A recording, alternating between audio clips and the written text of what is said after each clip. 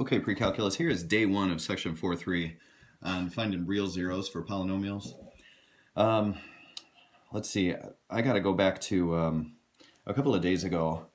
We said something like this. If x equals c is a 0, you don't have to write this down in your notes, but you could go back and look. If x equals c is a 0, it also means that x equals c is an x-intercept as long as it is a real number. And then we said x minus c is a factor. Now there's another thing we said. Let's see, we said x equals c is a solution to f of c equals 0, or f of x equals 0, sorry. There you go.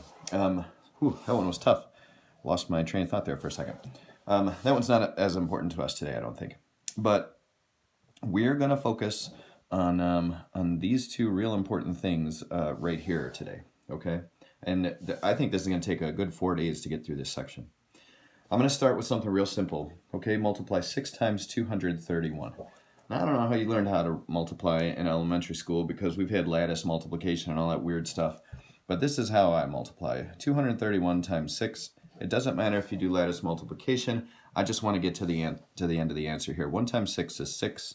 Then I go 6 times 3, it's 18, but I can't put a whole 18 here. So I put the 8 here, and the 10 that I would get out of that 18 carries over into the hundreds place.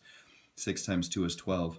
And then I add that one, and I get 1,386. You can lattice multiply all you want. That's how I multiply. Okay, so anyway. So 6 and 231, by definition of what we just did since we multiplied them, they are actually factors of 1,386. Okay, now you see where I'm going. So I can multiply 231 times 6, and I get 1,386. If you multiply two things together and you get something else, those two things are factors of that thing. Real mathy definition-y type stuff here. Now if you divide 1,386 by its factor 6, 1,386 by its factor 6, you should get a remainder of 0. Okay? I'm going to show the division over here. 6 being divided into 1,386. The way long division goes with integers and such is you try to see if this divisor, 6, will divide evenly into this first place, the thousands place.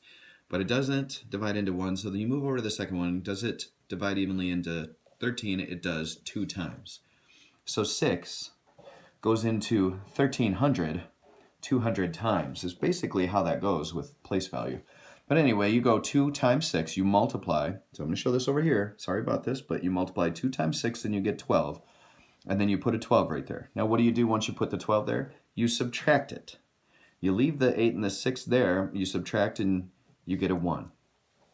Now this is where division gets very interesting. I could bring down the 8 and the 6 and go through the same practice, but generally what we just do is just bring down one of them.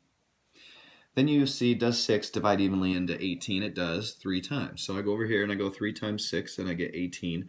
And I put an 18 here. What do I do after I multiply and put numbers? I subtract them.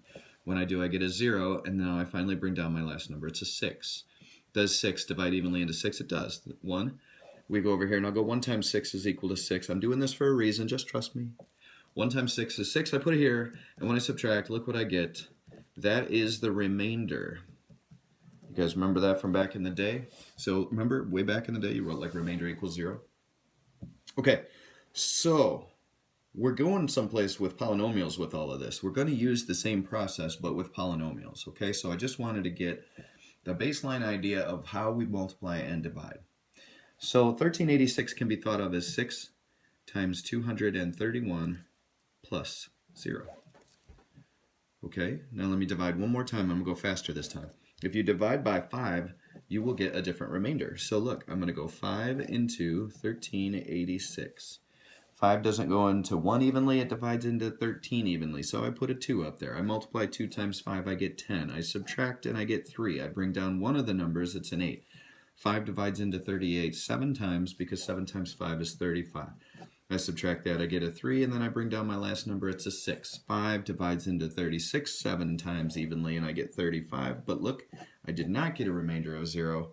I got a remainder of 1. Now you learn to put decimals and keep going until you get the answer, but I'm worried about remainders today, not decimals. So 5 does not, I'm going to put a remainder of 1 up here. So 136 is actually equal to 5 times 277 plus 1. If you don't believe me, try it. Go to your calculator and put in 5 times 277. You will get 1,385, and you'll have to add 1. Okay? That's long division. Next page.